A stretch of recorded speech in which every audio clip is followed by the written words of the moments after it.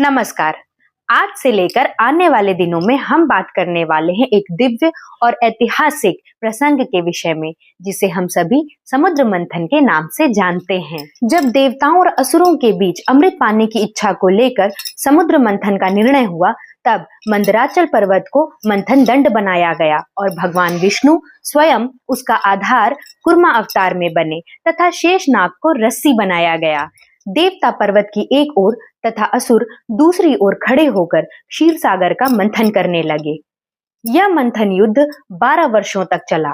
कहा जाता है कि यह देवताओं के उस युग के 12 दिनों तक चला जो मनुष्यों के 12 वर्षों के बराबर होता है। समुद्र मंथन से 14 बहुमूल्य रत्न निकले थे, जिनमें सबसे पहला था हलाहल विष, जिसे कालकूट भी कहा जाता है। यह अत्यंत घातक और विनाशकारी विष था, जिसकी केवल गंध मात्र से ही प्राणियों का नाश हो सकता था और यह पूरे ब्रह्मांड को नष्ट कर देने वाला था।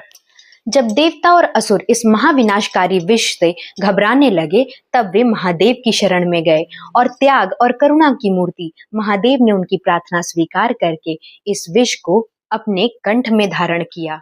उन्होंने इस विष को पी तो लिया, किंतु अपने योग बल से उसे अपने कंठ में ही स्थिर कर लिया, जो किसी और के लिए कर पाना असंभव था।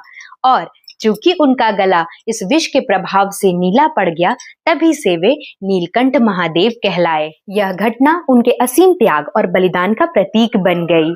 तो आप बताइए, समुद्र मंथन से जुड़ी इस पौराणिक कथा के विषय में आपकी क्या राय है?